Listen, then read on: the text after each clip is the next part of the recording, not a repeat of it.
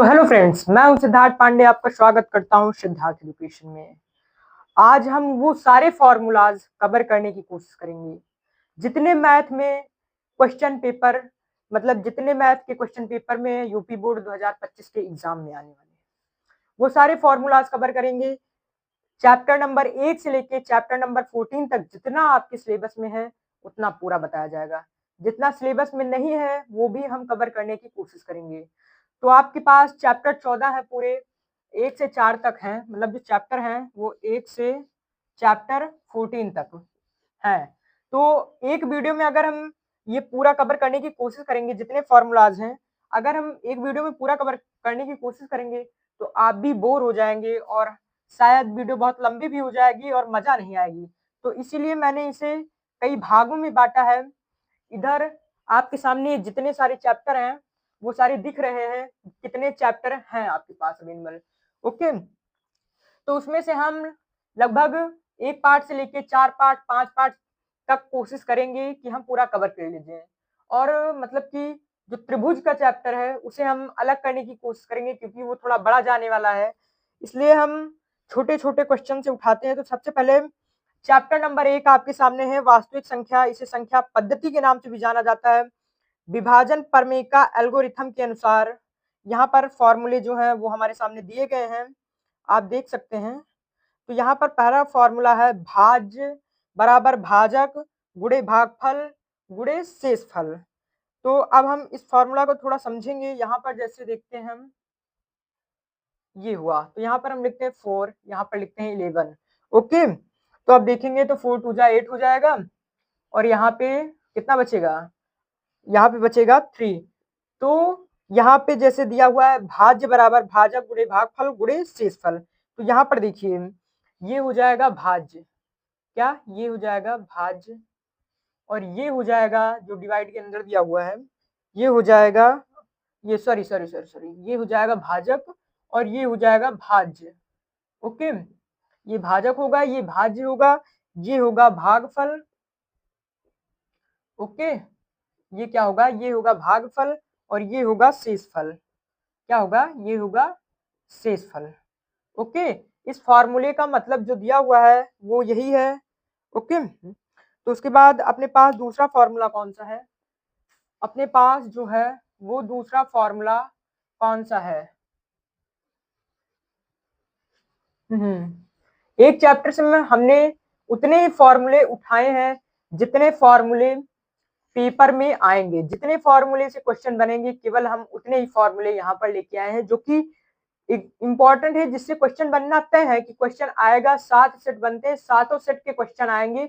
UP board के लिए तो हाई है, बाकी ऑल इंडिया बोर्ड में आप कहीं से भी हैं ये वीडियो आप वॉच कर सकते हैं, देख सकते हैं और फॉर्मूले को समझ सकते हैं।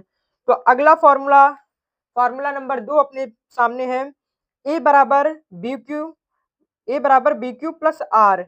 इसमें इसका मतलब क्या होता है, इस फॉर्मूले का मतलब क्या होता है, जो ए बराबर बी क्यू प्लस आर दिया हुआ है इसमें यदि आर शेषफल है, देखिए क्या हुआ है, क्या है यहाँ पर देखिए, ए बराबर बी क्यू प्लस आर में यदि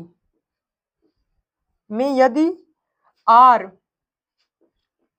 शेषफल, मतलब आर को हम शेषफल देखेंगे, बराबर 0 हो तो, 0 हो तो, 0 हो तो क्या होगा, तो बी, तो बी यहाँ पे बी दिया हुआ है ना, तो बी दी गई संख्याओं, क्या संख्याओं, दी गई संख्याओं का मासा होगा, मतलब एलसीएम की एचसीएफ। अब ये बताइएगा कितने लोग हिंदी मीडियम से हैं, कितने लोग इंग्लिश मीडियम से हैं। लासा मासा, मासा को क्या कहते हैं, एचसीएफ ना, और लासा को क्या कहते हैं, एलसीएम, है ना, सही है, हैं?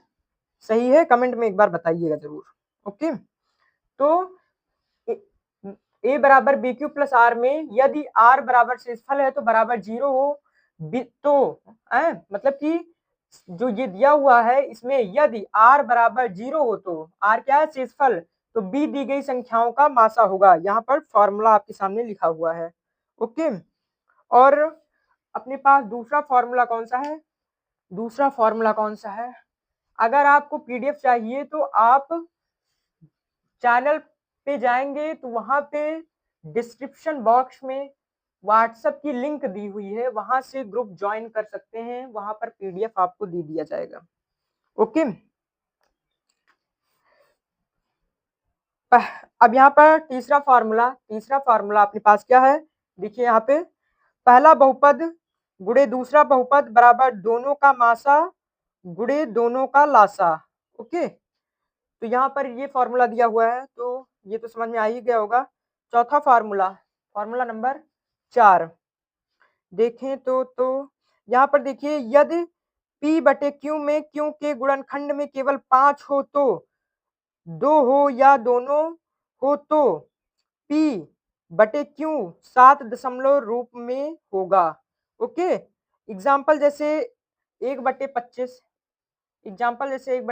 कॉमा 1/16 कॉमा 1/20 में सभी संख्याएं 7 दशमलव के रूप में होंगी। एग्जाम्पल है एग्जाम्पल। ओके, मतलब कि ये जो सभी संख्याएं हैं ये 7 दशमलव के रूप में होंगी। ये जो सभी संख्या हैं, सॉरी मैं बोल दिया, ये होगा, ये जो सभी संख्याएं हैं ये 7 दशमलव के रूप में होंगी। ओके, तो फर्स्ट चैप्टर में इतने इंपॉर्टेंट फॉर्मूले थे। अब चैप्टर नंबर 2 देखते हैं, कौन सा है चैप्टर नंबर 2? कौन सा है? तो केबीसी के कौन बनेगा करोड़पति के बोर्ड पे? चैप्टर नंबर 2 लेसन 2 बहुपद। ओके, बहुपद है ना आपके सिलेबस में। इसमें पहला फार्मूला क्या है? किसी बहुपद के शून्यक वह संख्याएं होती हैं, मतलब किसी बहुपद के शून्यक वह संख्याएं होती हैं जिन्हें बहुपद में रखने पर बहुपद का मान शून्य हो जाता है। पहला ये दिया हुआ है। अब यहाँ पर देखिए दूसरा क्या दिया हुआ है, फोकस कीजिएगा। किसी बहुपद के शून्यक बहुपद के गुणनखंड करके ज्ञात करते हैं। अब यहाँ पे तीसरा क्या है? तीसरा देखिएगा, द्विघात बहुपद ax स्क्वायर क्या दिया हुआ है? ax square plus bx plus c के शून्यक गुणनखंड विधि वाला काम है भैया। शून्यक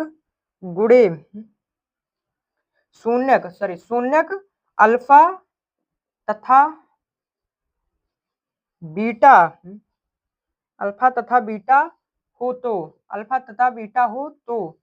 तो देखिएगा, हो तो यहाँ पे देखिएगा, हो फोकस करिए कैमरामैन जी।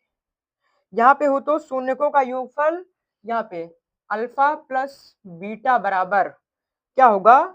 बराबर में होगा -b अपॉन में a। ओके, और अगर शून्यकों का गुणनफल, ये योगफल के लिए है, शून्यकों का योगफल के लिए यहाँ पर देख लीजिए। उसके बाद गुणनफल के लिए क्या? गुणनफल के लिए कौन सा होगा? अल्फा बीटा बराबर c बटे a। ओके, ओहो, अब यहाँ पे चौथा फार्मूला देख लीजिए। यहाँ पे देखिए चौथा फार्मूला क्या दिया हुआ है, वह द्विघात बहुपद जिसके शून्यक अल्फा तथा बीटा हैं। तो नीचे देखिए एक्स स्क्वायर शून्यकों का योग ब्रैकेट में, मतलब एक्स स्क्वायर माइनस शून्यकों का योग एक्स प्लस शून्यकों का गुणन। ओके, और यहाँ पे और करके आपको दिया हुआ है, नीचे देखिए x square minus alpha plus beta x plus alpha beta, और यहाँ पे और करके अथवा करके नीचे एक और दिया हुआ है एक्स माइनस अल्फा, तो क्या हो जाएगा? X minus beta. ओके, गुणनखंड में गुणनखंड विधि होती है। ओके, फॉर्मूलाज पे ध्यान दे लीजिएगा थोड़ा सा।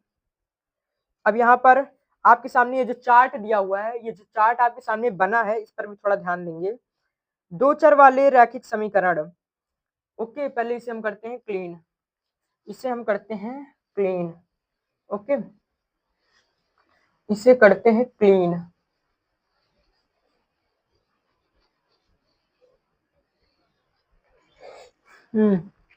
चैप्टर नंबर 3 ठीक ठाक। चैप्टर नंबर 3 तक हम कवर करेंगे। चैप्टर नंबर 4-5 की आपको अलग से वीडियो दी जाएगी। चैप्टर नंबर 4-5 थोड़ा बड़ा होने वाला है।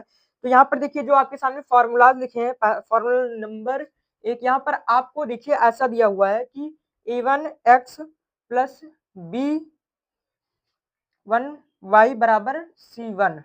यहाँ पर क्या दिया हुआ है, a2x प्लस b2y बराबर c2 ओके के रूप में। पहला फार्मूला देखिए, पहला तो यहाँ पर चार्ट क्या दिया हुआ है आपको चार्ट में, यहाँ पे ध्यान दीजिए थोड़ा।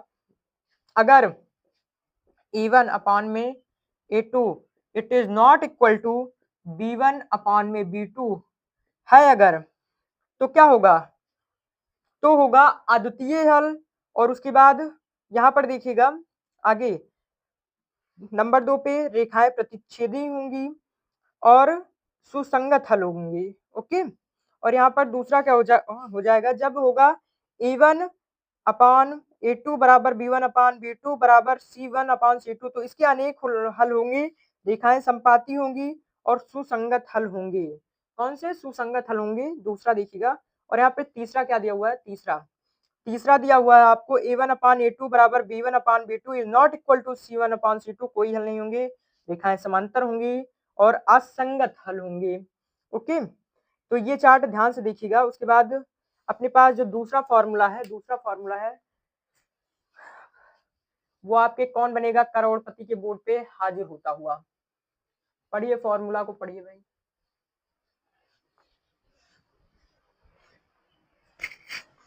तो दूसरा क्या दिया हुआ है यहाँ पर जो दूसरा फॉर्मूला है वो क्या दिया हुआ है आपको जरा देखेंगे। दो चर रैखिक समीकरण के हल करने की 4 विधियां होती हैं। कौन कौन सी, ग्राफीय विधि, विलोपन विधि और प्रतिस्थापन और वज्र गुणनखंड विधि। कितनी, 4 विधियां होती हैं, 4 विधियां होती है। इस विधि में यदि नीचे देखिएगा a1x plus b1y plus c1 बराबर 0 है और कामा करके दिया हुआ है a2x plus b2y plus c2 बराबर 0 है, तो x अपॉन में क्या होगा, b1 c2 minus b2 c1 okay, बराबर में मतलब इक्वल क्या हो जाएगा, y यहाँ पे देख लीजिए, y c1 a2 minus c2 a1, ध्यान नहीं दिया, नीचे लिख दिया। चलिए यहाँ पे देख लीजिए इक्वल में, यहाँ पे देख लीजिएगा 1 क्या हो जाएगा, यहाँ पे 1 अपॉन में a1 b2 minus a2 a1 अरे b1 ओके।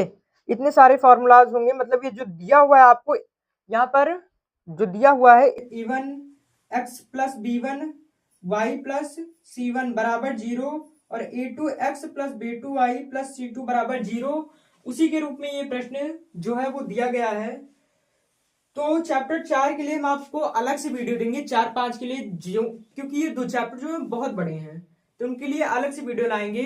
तब तक के लिए आप ये जितने प्रश्न हैं बताए गए हैं इन फॉर्मूलों को ध्यान से पढ़िए, और वीडियो पसंद आए तो लाइक और सब्सक्राइब कीजिएगा, चैनल को सब्सक्राइब और वीडियो को लाइक जरूर करके जाइएगा ओके। और अगर आपको इस सारे फॉर्मूले की PDF चाहिए तो व्हाट्सएप को जरूर ज्वाइन करिएगा ओके। तो हमारी थोड़ी लाइट सिस्टम में, मॉनिटरिंग सिस्टम में प्रॉब्लम आ गई, इसलिए हमें बीच में थोड़ी सी वीडियो रोकना पड़ रहा है, बट पार्ट 2 में हम आपको जरूर बताएंगे। पार्ट 2 भी आपको कल मिल जाएगा ओके। जब तक के लिए आप ये देखते रहिए ओके। तो चलिए हम चलते हैं।